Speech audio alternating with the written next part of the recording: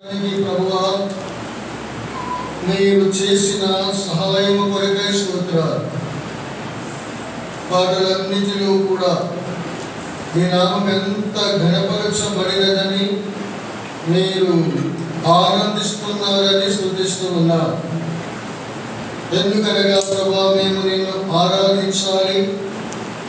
నీవు గొప్ప దేవుడవు, ఆకాశ మహాకాశమును పట్టజాలని దేవుడవు, ఆకాశము నా సింహాసనము, భూమి నా పాదపీఠమని సెలవిచ్చిన దేవుడవు తండ్రి.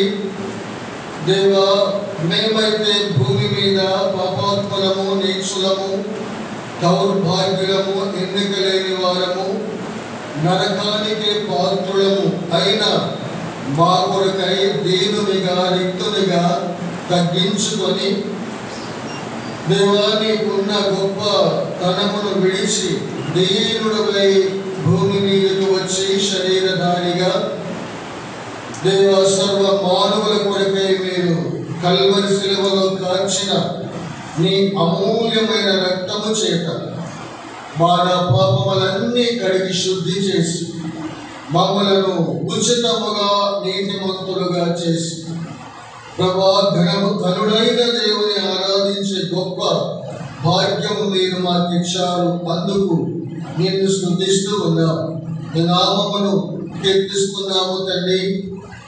దేవా, ఈ దినం ఇప్పుడు చదువుకున్న వాక్య భాగమును ఆశీర్వదించండి. ఎలా మేము నిన్ను ఆరాధించాలో, మీరు మాకు ఏమై ఉన్నారు, మీరు మా కోసం ఏమి క్రయము చెల్లించారు, ఆ క్రయము ద్వారా మీరు మాకు ఏమిచ్చారు, దానిని ఎరిగి దేవానిను ఆరాధించు వారిగా సహాయం చేయండి. యాకోబు సంతతికి ఏశావు యొక్క ఉన్నతమైన స్వాస్థ్యమును వారు స్వతంత్రించుకోవడానికి మీరు అధికారం ఇచ్చారు. అందుకు దేవాని కుమారుడు యేసుక్రీస్తు ద్వారా మేమేమి స్వాస్థ్యాలు మీరు మాకు ఇచ్చారు. ఆత్మీయంగా కొన్ని తలంపులు నీ ఆత్మచేత నీ దాసునిలో ఉంచాను. మరొకసారి నన్ను నేను నీ పాదముల చెంత పడవేసుకుంటూ నీ సహాయం కోరుతూ నిర్గమకాండం 4:12 ప్రకారం, కీర్తన 32:8 ప్రకారం నీ సహాయం కోరుతున్నాం. లూకా సువార్త 12:12 నీ సహాయం కోరుకోండి. శత్రువుకి ఎక్కడ ఏమి లేశమైన స్థలము లేకుండా చేసి మీరొక్కరే మహిమ తెచ్చుకోండి. ప్రజలు ఇంకా ఎవరెవరు చాలా మంది రావాలి. అలక్ష్యము నిర్లక్ష్యము చేయక ఆశతో, ఆసక్తితో, భయభక్తితో, సిద్ధపడిన హృదయంతో వచ్చి దేవానిని ఆరాధించు వారిగా సహాయం చేసి తోడుగా ఉండము. ప్రభువైన అయిన యేసుక్రీస్తు నామములో ప్రార్థించి వేడుచున్నాము తండ్రి, ఆమేన్.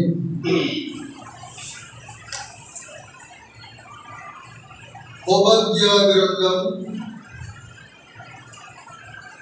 1వ అధ్యాయము 17వ వచనము నుండి మనం 21 వరకు చదువుకున్నాం. చిన్న ప్రవక్త ఓబద్యా, చిన్న ప్రవక్త. అయితే దేవుడు ఓబద్యా ద్వారా పలుకుతున్న మాటలు ఏమిటంటే, ఏదోమీయులు ఇశ్రాయేలుపై వారు ఎంతో కఠినముగా ప్రవర్తించారు. ఏదేమనగా ఎవరు? ఏదేమనగా ఏశావు సంతతి వారు. ఏశావు సంతతి వారు ఇశ్రాయేలుకి ఏమవుతారంటే, ఇశ్రాయేలు అనగా యాకోబు, ఏశావు ఒక తల్లి గర్భము నుండి పుట్టిన వారే. వారిద్దరు అన్న తమ్ముళ్ళు. అయితే ఏశావు యాకోబు సంతతిపై చాలా భయంకరంగా ప్రవర్తించి వారిని తృణీకరించారు. వారు ఐగుప్తు దేశంలో నుండి వస్తున్నప్పుడు కనీసం వారి వీధులలో గుండా వారిని పోనివల ఏదోమీయులు ఏదోమీలంటే ఈ ఏశావు యొక్క సంతతి వారు ఏదోమీలు. వారికి కూడా దేవుడు కొన్ని దేశాలు ఇచ్చారు. అయితే వారు ఇశ్రాయేలుగా యాకోబు సంతతి పైన వారు ఎంతో తృణీకరించారు. వారిని చాలా కఠినముగా వారిని ప్రవర్తించారు. అందుకొరకై దేవుడు యాకోబును ప్రేమించి ఏశావు యొక్క స్వాస్థ్యం అంతా కూడా యాకోబుకి ఇస్తాడు. ఏదోమీలు వారు నిర్మూలమైపోతారు అనే దానిని ముందుగానే ప్రవక్త ద్వారా తెలియజేశాడు దేవుడు. ఆ మాట ఒక్క మాట చదువుకుందాం, చూడండి. ఉపద్యాయ గ్రంథము 3:2 వచనం. నేను అన్యజనులలో నిన్ను అల్పునిగా చేసి నీవు బహుగా తృణీకరింపబడదువు. అత్యున్నతమైన పర్వతం మీద ఆసీనుడవై ఉండి కొండ సందులలో నివసించువాడా. ఎవరైనా ఏదో అత్యున్నతమైన సింహాసనం పైన కొండ సందులలో నివసిస్తూ ఏ భయం లేకుండా ఇక నాకు ఎదురు లేదు, నన్ను ఎవరు జయించరు, ఇంత ఎత్తు ఎవరెక్కి రారు అని గర్విస్తున్నారు. ఎవరంటే ఏశావు సంతతి అయినటువంటి ఏదోమీలు. అందుకన్నాడు, నిన్ను కింద కొండ సందులలో నివసించువాడా, నిన్ను కిందకి పడద్రోయగలవాడెవడని అనుకునివాడా. గర్వం. తర్వాత నీ హృదయ గర్వము చేత నీవు మోసపోతివి. పక్షిరాజు కూడంత ఎత్తైన నివాసము చేసుకొని నక్షత్రములలో నీవు దాగి కట్టినను అక్షర నుండి నేను నిన్ను క్రిందకు పడవేతును. ఇది యెహోవా వాక్కు. అది తెలియజేశాడు ఉపద్యా ద్వారా దేవుడు. తెలియజేసి ఇప్పుడు ఏశావు స్వాస్థ్యమునంతా కూడా ఇశ్రాయేలీయులకు ఇస్తాను అని 17వ వచనము నుండి మనము చదువుకున్న భాగం. 17వ వచనము నుండి చూస్తే మనకు స్వతంత్రించుకుందురనే మాట దాదాపు 7 సార్లు ఆ మాట కనిపిస్తుంది. ఉపద్యాయ గ్రంథము చూస్తున్నారు కదా, 7 సార్లు 17వ వచనము నుండి 21 వరకు స్వతంత్రించుకొందురు అనే మాట 7 సార్లు మనకు కనిపిస్తుంది. కనుక ఏశావు యొక్క స్వాస్థ్యమును యాకోబు సంతతి వారు స్వతంత్రించుకుంటారు అనే మాటను చూస్తే ఇక్కడ మరి ఫిలిష్తీయుల సంతతి వారు వారి స్వాస్థ్యమును ఇలా చూస్తే 7 సార్లు ఈ మాటను మనము చూడగలుగుతున్నాం. అందువరకు 17వ వచనంలో మాటను చూడండి. 2వ భాగం. యాకోబు సంతతి వారు తమ స్వాస్థ్యములను స్వతంత్రించుకొందురు. కాబట్టి ఏశావు యొక్క స్వాస్థ్యమును యాకోబు సంతతి వారు స్వతంత్రించుకుంటారు. స్వాస్థ్యం అనగా హక్కు కదా. స్వాస్థ్యం అంటే హక్కు. స్వాస్థ్యం అనగా సొంత హక్కు, అంటే కష్టపడి సంపాదించినది స్వాస్థ్యం. ఇది నాది, నేను కష్టపడి సంపాదించుకున్నాను, ఇది నా స్వాస్థ్యము.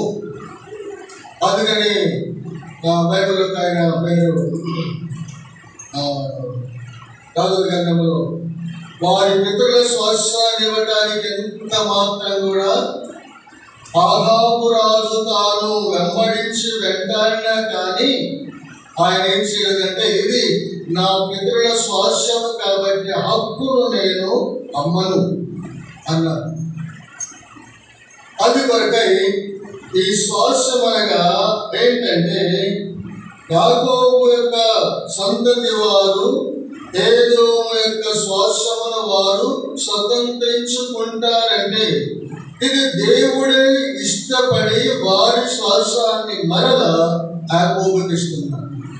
అందుకే చూడండి 17వ వచనంలో 3వ భాగం, యాకోబు సంతతి వారు తమ స్వాస్థ్యములను స్వతంత్రించుకొందురు. 18వ చూడండి 18వ వచనంలో, మరియు యాకోబు సంతతి వారు అగ్నియు యోసేపు సంతతి వారు మంటయు అగుదురు. యోసేపు సంతతి వారు వారికి కొయ్యకాలుగా ఉంటారంట. యాకోబు ఎలాంటి వాడంట? యాకోబు అగ్ని, యోసేపు మంట. యేసేపు ఎవరంటే ఆయన కొయ్యకాలు కాల్చి వేయబడతారు, అందుకొరకు ఉంటారు అని అంటున్నాడు కదా. కాల్చి వేయబడదురు, యెహోవా మాట ఇచ్చి ఉన్నాడు. చూడండి 19వ వచనంలో, దక్షిణ దిక్కున నివసించువారు ఏశావు యొక్క పర్వతమును స్వతంత్రించుకుంటారు. అంటే యాకోబు సంతతి వారు దక్షిణ దిక్కునున్న వారు ఏం చేస్తారంటే ఏశావు యొక్క స్వాస్థ్యముల వారు స్వతంత్రించుకుంటారు. తర్వాత చదవండి, మైదానమందు వారు ఫిలిష్తీయుల దేశమును స్వతంత్రించుకుంటారు. అంటే దేవుడు యాకోబు సంతతికి, ఇశ్రాయేలు వారు కొన్ని స్వాస్థ్యాలు స్వతంత్రించుకోవడానికి దేవుడు వారికి అనుమతిస్తున్నారు.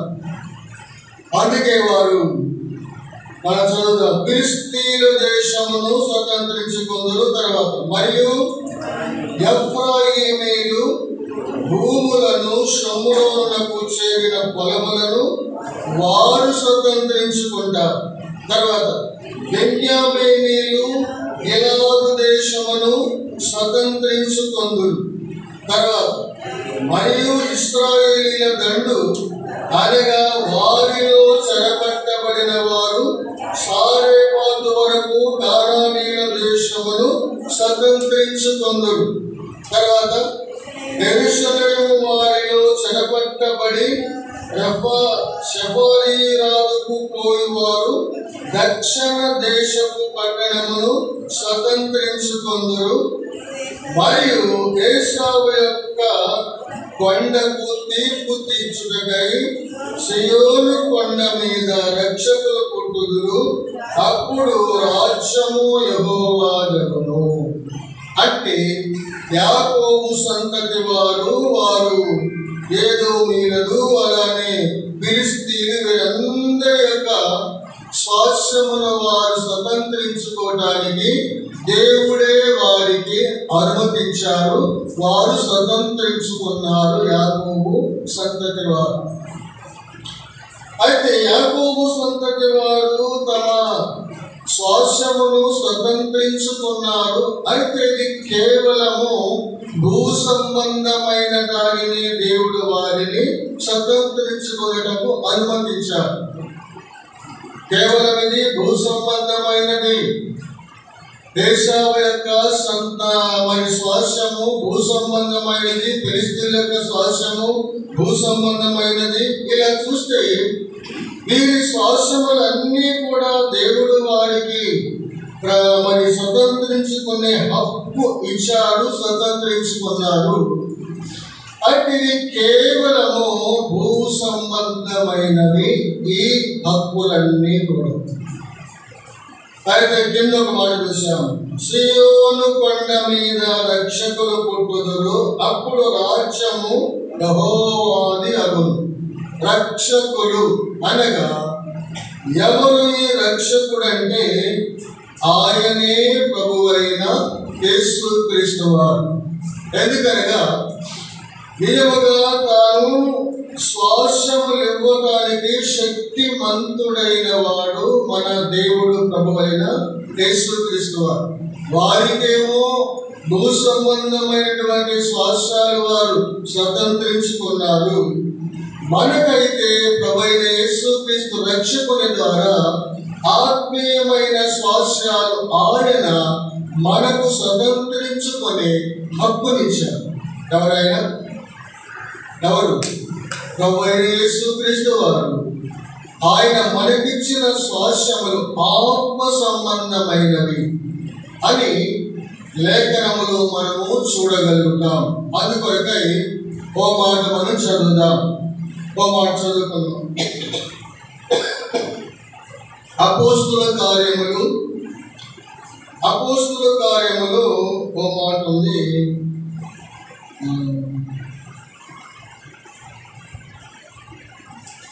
ఆయన శక్తి అపోస్తుల కార్యములు ఆయన స్వాస్థ్యమును అనుగ్రహించుటకు ఆయన శక్తిమంతుడనే మాట అపోస్తుల కార్యములలో ఆ మాట జ్ఞాపకం వస్తుంది. 20వ అధ్యాయము అపోస్తుల కార్యములు 20వ అధ్యాయము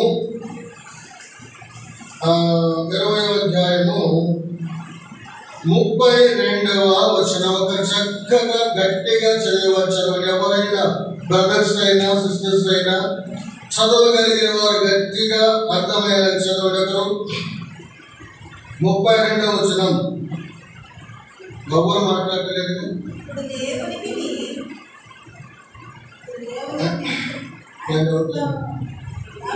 ఇప్పుడు దేవునికి ఆయన కృపావాక్యమునకును మిమ్మును అప్పగించుచున్నాను. ఆయన మీకు క్షేమాభివృద్ధి కలుగజేయుటకును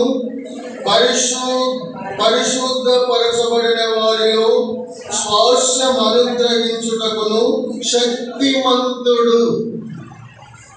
అనగా పరిశుద్ధపరచబడిన వారికి స్వాస్థ్యాన్ని అనుగ్రహించుటకు ఆయన అనగా ప్రభువైన యేసుక్రీస్తు వారు శక్తిమంతుడు. ఉపద్య గ్రంథములో చదివినటువంటి భాగములలో కేవలం వారికి భౌతికమైనటువంటి స్వాస్థ్యాలు వారు స్వతంత్రించుకున్నారు. కానీ ప్రభువైన యేసుక్రీస్తు వారు ఎవరికంటే పరిశుద్ధపరచబడిన వారిలో స్వాస్థ్యం అనుగ్రహించుటకు శక్తిమంతుడు ఆయన. ఎవరంటే ప్రభువైన యేసుక్రీస్తు వారు. ఈ మాటలు అపోస్తలుడు పౌలు గారు ఎఫెసీలో ఉన్న సంఘములో వారితో స్పష్టంగా మాట్లాడుతున్న మాట ఏమిటంటే, మన చదువుదాం. 32వ వచనం. ఆయన మీకు క్షేమాభివృద్ధి కలుగజేయుటకును పరిశుద్ధపరచబడిన వారిలో స్వాస్థ్యం అనుగ్రహించుటకు శక్తిమంతుడు. ఎవరంటే ప్రభువైన యేసుక్రీస్తు వారు. ఇశ్రాయేలు ప్రజలకు 7 దేశాల వారిని వారి స్వాస్థ్యాలు స్వతంత్రించుకోవడానికి దేవుడు అనుమతించాడు. వారు భౌతికమైన వాటిని స్వతంత్రించుకున్నారు. అయితే ప్రభువైన యేసుక్రీస్తు వారు పరిశుద్ధపరచబడిన వారు స్వాస్థ్యం ఇవ్వడానికి ఆయన శక్తిమంతుడు. అనగా ఆయన పరిశుద్ధపరచబడిన వారికి ఎలాంటి స్వాస్థ్యములు ఇచ్చాడో బైబిల్లో మనం 7 మాటలు చూస్తాం. ఇశ్రాయేలు ప్రజలకైతే భౌతికమైనటువంటి వాటిని ఎదోము వారు, ఫిలిష్తీయుల వారు వారి స్వాస్థ్యాలు స్వతంత్రించుకోవడానికి దేవుడు అధికారం ఇచ్చాడు. అయితే ఆత్మీయంగా ప్రభువైన యేసుక్రీస్తు వారు ఎవరికంటే పరిశుద్ధపరచబడిన వారికి స్వాస్థ్యం ఇవ్వడానికి ఆయన శక్తిమంతుడు. ఆ శక్తిమంతుడు ఎలాంటి స్వాస్థ్యాలు మనకిచ్చాడో బైబిల్లో కొన్ని మాటలు మనం చదువుకుందాం. అవి ఎవరికంటే పరిశుద్ధపరచబడిన వారు. పరిశుద్ధపరచబడిన వారంటే ఆయన రక్తము చేత విమోచించబడిన వారు. ఆయన విలువైన రక్తము చేత ఎవరైతే విమోచింపబడి పరిశుద్ధపరచబడతారో వారికి ఇస్తున్నటువంటి స్వాస్థ్యములు బైబిల్లో మనం కొన్ని చూద్దాం. చూడండి, మొదటి మాట, మొదటి స్వాస్థ్యం. హెబ్రీలకు రాసిన పత్రిక 1వ అధ్యాయము 14వ వచనం. హెబ్రీయులకు రాసిన పత్రిక 1వ అధ్యాయము 14వ వచనం. ఎవరైనా చదువుతారా? వీరందరూ రక్షణయను స్వాస్యము పొందబోవారు. పిల్లల మొట్టమొదట ప్రభువైన యేసుక్రీస్తు వారు మనకిచ్చిన స్వాస్యం ఏంటంటే రక్షణ అనే స్వాస్యాన్ని యేసుక్రీస్తు వారు మనకు అనుగ్రహించారు. రక్షణ అనే స్వాస్యం అంటే ఆయన సంపాదించినటువంటి ఆ రక్షణ అనే స్వాస్యాన్ని మనకిచ్చారు. ఆయన సంపాదించాడు, కష్టపడి తన ప్రాణాన్ని శిలువలో అర్పించి ఆ స్వాస్యాన్ని సంపాదించాడు. కాబట్టి దానిని మనకు మొట్టమొదట దేవుడు పరిశుద్ధపరచబడిన వారికి ఇచ్చిన స్వాస్యం ఏంటంటే రక్షణయను స్వాస్యము. రక్షణే మన స్వాస్యం. ఇది ఎవ్వరు కూడా తీసివేసేది కాదు. ఇశ్రాయేలు ప్రజలు పొందినటువంటి స్వాస్యాలు మరలా వారికి ఉన్నవి, మరలా కొంతకాలానికి పోయినాయి. కానీ ఈ రక్షణ స్వాస్యము ఎవ్వరి వల్ల కూడా కాదు. ఎందుకంటే ఆయన స్వరక్తం ఇచ్చి సంపాదించుకున్నాడు. ఆయన ప్రాణాన్ని అర్పించి ఆయన సిద్ధపరిచిన రక్షణ మనకు స్వాస్యమైనది. అదే మొదట మనకు ప్రవచించినటువంటి స్వాస్యం ఏంటంటే రక్షణ అనే స్వాస్యాన్ని యేసుక్రీస్తు ప్రభు మనకు అనుగ్రహించారు. రెండవ మాట ఎఫెసీయులకు రాసిన పత్రిక 1వ అధ్యాయం 12వ వచనం. అంటే 11, 12 కలిసి ఉంటాయి. చివరి భాగంలో మాట్లాడుతుంది. ఎఫెసీయులకు రాసిన పత్రిక 1వ అధ్యాయం 12వ వచనం. దేవుడు తన చిత్త ప్రకారమైన సంకల్పమును బట్టి మనలను ముందుగా నిర్ణయించి ఆయన యందు మనకొక స్వాస్యమును ఏర్పరచను. ఆయనే మనకు స్వాస్యం. అందుకన్నా ఆయన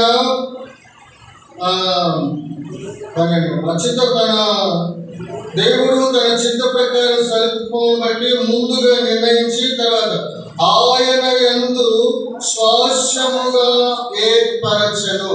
అనగా దేవుడే మనకు స్వాస్యము. దేవుడే మనకు స్వాస్యం అన్న దగ్గర రెండని అంకేసి మూల భాషలో ఏముంది ఏర్పరచడం కాడ మనకొక స్వాస్యము నేర్పరచను. ఏంటో మరి ఒక స్వాస్యం అంటే అదే పరలోకములో నిత్యము కూడా ఆయనతో ఉండేటువంటి స్వాస్యం. ఆయనే మనకు స్వాస్యం. దేవుడే మనకు స్వాస్యం.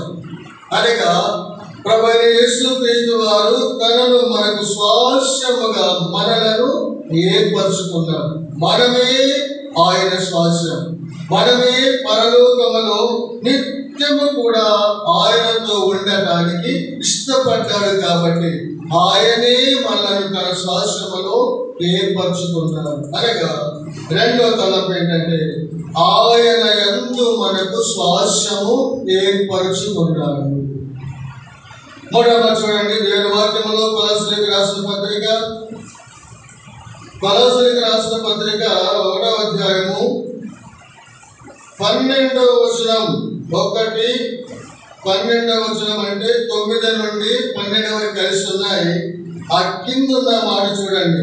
ఓర్పును దీర్ఘశాంతమును కనుపరుచున్నట్లు ఆయన మహిమా శక్తిని బట్టి సంపూర్ణ బలముతో బలపరచబడవలననియు తేజోవాసులైన పరిశుద్ధుల స్వాస్యములో పాలివారమగుటకు మనలను ఆయన పాత్రుడుగా చేశారు. ఎవరంట? దేనికి ఏదంటే తేజోవాసులైన పరిశుద్ధుల స్వాస్యములో మనలను దేవుడు పాలివారిగా చేశాడు. అంటే మూడవ స్వాస్యం ఏంటంటే తేజోవాసులైన పరిశుద్ధులలో మనకేమిచ్చాడంటే దేవుడు స్వాస్యాన్ని ఇచ్చాడు. మనము పరిశుద్ధుల స్వాస్యములో దేవుడు మనలను పాలివారిగా చేశాడు. అందుకే మొదటి స్వాస్యం ఏంటంటే ఆయన మనకిచ్చిన రక్షణయే స్వాస్యం. రెండవ స్వాస్యం ఏంటంటే ఆయనే మనకు స్వాస్యం. మూడవ స్వాస్యం ఏంటంటే తేజోవాసులైన పరిశుద్ధుల సహవాసమే మనకు స్వాస్యము. కాబట్టి మనలను పరిశుద్ధుల స్వాస్యములో మనలను ఏర్పరచుకున్నాడు. మనకు ఆ గొప్ప స్వాస్యాన్ని దేవుడు మనకిచ్చాడు ప్రభు అయిన యేసుక్రీస్తు వారు.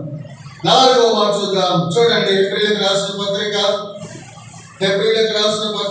9వ అధ్యాయము 15వ వచనం. 9వ అధ్యాయము 15వ వచనం.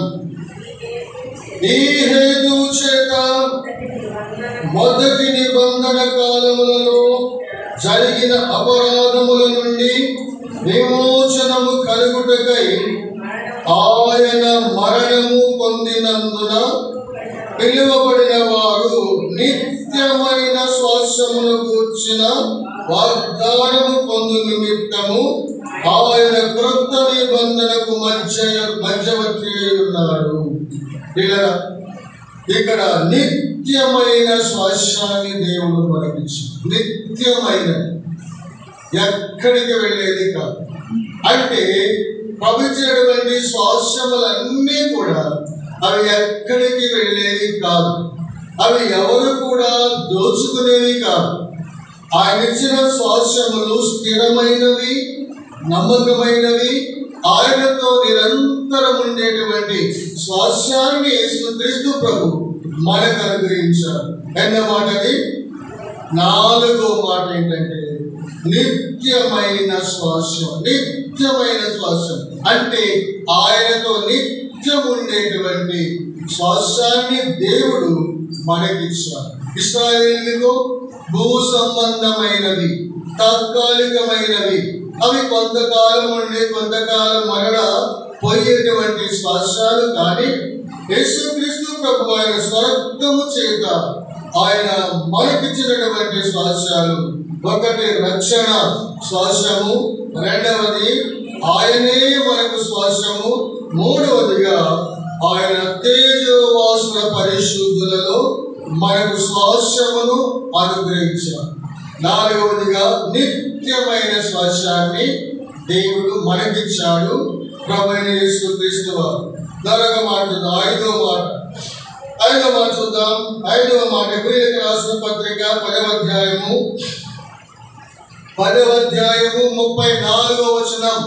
హెబ్రీయులకు రాసిన పత్రిక 10వ అధ్యాయము 34వ వచనం. చదువుతారా? చదవమంటారా? ఎలాగైనా మీరు ఖైదులో ఉన్న వారికి కరుణించి మీకు శ్రేష్టమైనది స్థిరమైనదైన స్వాస్యమున్నదని ఎరిగి. ఐదవ మాట ఏంటంటే స్థిరమైన స్వాస్యం ఇచ్చాడు. ఐదవ మాట స్థిరమైన స్వాస్యం. స్థిరం, ఎక్కడికి కూడా పోదు. ఇది నా ఆస్తి, ఇది నా స్థిరమైనది అని మనం అంటాం కొన్నిసార్లు. అయితే యేసుక్రీస్తు ప్రభు మనకిచ్చినటువంటి ఐదవ స్వాస్యం ఏంటంటే అది స్థిరమైనది. ఆ స్థిరమైన స్వాస్యం కాబట్టి అంటే వారు ఆస్తి కోల్పోయినా కానీ వారు సంతోషించారు. అది నా హెబ్రీయులో ఉన్నటువంటి విశ్వాసులైన వారు ఎలా ఉన్నారంటే ఆ స్థిరమైన స్వాస్యం ఉన్నదని ఎరిగి తనకున్న ఆస్తులు కూడా కోల్పోయారు. ఇది మాకు అక్కర్లేదు, ఇది స్థిరమైనది కాదు. నా దేవుడిచ్చే స్వరక్తముతో సంపాదించాలనుకొని నాకు ఇచ్చిన శ్వాసం ఎలాంటిదంటే అది స్థిరమైనది కాబట్టి ఈ ఆస్తి నాకు అక్కర్లేదని వారు ఆస్తి కూడా కోల్పోయారు. కాబట్టి ఐదవ తలం ఏంటంటే స్థిరమైన స్వాస్యాన్ని దేవుడు మనకిచ్చాడు. ఆరవ చూడండి. ఆరవ మాట పేతురు రాసిన మొదటి పత్రిక, పేతురు గారు రాసిన మొదటి పత్రిక 1వ అధ్యాయము మొదటి అధ్యాయము 3 నుండి 4 వచనాలు కలిసి ఉన్నాయి, చదువుకుందాం. 1వ అధ్యాయం 3 నుండి 4 వచనాలు కలిసి ఉన్నాయి, చదువుకుందాం. మన ప్రభువుకు యేసుక్రీస్తు తండ్రి అయిన దేవుడు స్తుతించబడుగాక.